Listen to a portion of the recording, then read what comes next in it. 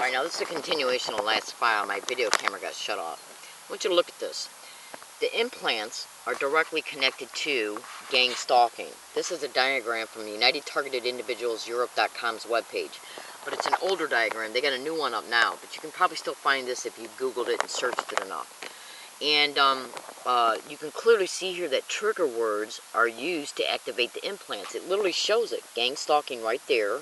And the trigger words are the words that are associated to the stalking and the harassment, because they bring about emotional states, which are emotional clusters that the brain processes, and then the implants, the frequency of the implants, what they do is intertwine and interface with the frequency of the resonance frequency of the neural network that holds the emotional clusters and the thinking process in reference to the thoughts that are in reaction to the harassment, the gang stalking, the trigger words. And as a result, it literally shows it right here. Pain, anger, depression, distress is felt, and implants are activated. Depression is an emotional state. Anger is an emotional state. Distress is a stress level. It's hormones. Pain, hypnotic trigger words, is all connected, and as a result, the implants are activated. And then as a result of that, hypnotic trigger words trigger sensation of radiations, bad taste, unbearable fatigue. It's all done to wear down a target. Pain in inner organs, migraines, dizziness, and alike. And so what they're doing is interfacing the neural pathways that are made in the brain in response to the harassment from the gang stalking. Hypnotic trigger words. Do you see what I'm saying? They're killing people as a result of the implants identifying the frequency of the implant is designed to match with the resonance frequency of the neural pathway that is developed as a result of the created neural responses from the gang stalking harassment. Okay? It's called resonance frequency. Go on the bottom of Freedom from Covert Harassment and Surveillance and look on the bottom of their homepage.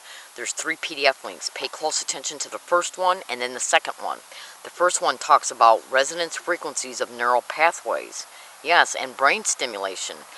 Brain stimulation stimulates the implants. There's the resonance frequencies of the neural pathways that are created as a result of the neural responses that are experienced concerning thoughts and emotional states from the harassment of gang stalking. A neural pathway is developed. That neural pathway has a resonance frequency. They identify and mark it using remote neural monitoring and then match it to the frequency of the implant by modulating it down to interface with it. And as a result, the implant is activated, and then the radiation, okay? Because there's multiple implants that are designed to deliver drugs, adrenaline to stimulate the endocrine system, so the adrenal glands will produce huge amounts of adrenaline to get a target jacked up, so they can provoke a target along a target's route. Adrenaline is surged as a result. The target acts out and they're arrested. Because the whole goal in gang stalking is human experimentation, institutionalization, and jail. And why are they targeting individuals? Because a lot of individuals who used to be human experimentation targets as children have grown up. And so it's their way of getting rid of old evidence that might be in our body, like evidence that used to show up on x-rays. Back in the 60s and the 70s, when they were implanting children for mind control experimentation, they had to use implants that can be shown up on x-rays.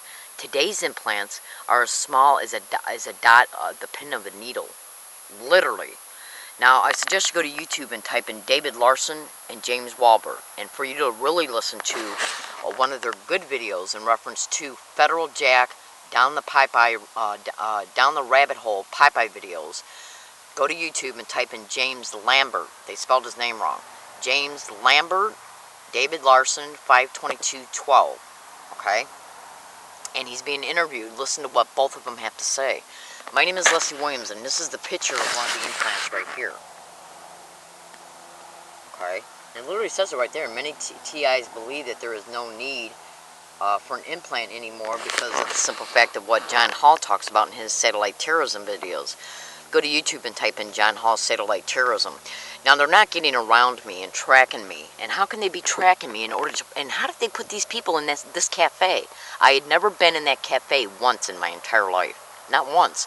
I was being gang stalked at UCSD in the biomedical library, and I was sending them anonymous reports with my name on it, but they didn't know who I was physically. So they didn't know that the Leslie Williams that was on these UCSD campus police reports that I was sending them from the internet was about me personally, physically, because they had never known my name, okay? So on these UCSD police campus reports that I was making online and sending to them, I told them I was being gang stalked in the same way in their biomedical library. So they staged an event to ban me. And that happened on November 13th, 2012, 2 days before this audio file. So I started catching bus route 30 from their campus to the library that's in the same neighborhood the cafe was in. In fact, it's right up the street. I stopped off at the cafe to get some coffee because the library over there didn't open until noon, okay? And the day before, I eyeballed it when I was on the 30 bus route and thought to myself, I'm going to go in there. And I think I might even ask somebody about it. And then the very next day, I take the same bus route. I get off at that bus stop, go into the cafe, and as soon as I go in there, it said multiple times. After I predicted it that morning and on the bus, which you just saw. And that video is in the description of this YouTube video in reference to what I just stated to you, how I predicted it in one audio file while I was still on the bus that I'd hear gang stalking on the bus. I then get off the bus, cross the street, lock up my bike, have a cigarette, and go into this cafe, and gang stalking is constantly said around me in the cafe after I predicted I'd hear it on the bus before I got off the bus. So if you want to view that video file that shows the separate audio files of me predicting it on the bus and then me getting off the bus and going in the cafe, and it said in the cafe by people who were already in there and working there. How did they know I was going into that cafe? Also look in the description of this YouTube video for additional videos that show the same tactic being used against me way back in July of 2012 and today. It was caught after it was predicted in 3 places before I even left to go to these places. Okay, and those videos in reference to the audio files of today's date are in the description of this YouTube video as well, because they've been uploaded to video and then they will be published to YouTube for you to see. They will be titled and you'll be able to see them. In turn, you'll be able to see the duration of this crime because of the dates. And it's been happening every single day in between. I'm just picking audio files that are separate in duration so you can see the time duration and the same tactics and methods are being used. I'm in San Diego, California. My name is Leslie Williams. I make these videos in order to expose the method of direct conversation tactics of organized stalking, gang stalking expeditions, and everything I just described to you in reference to what this is about, okay, can be Googled and you'll see exactly why they're doing what they're doing. Thank you.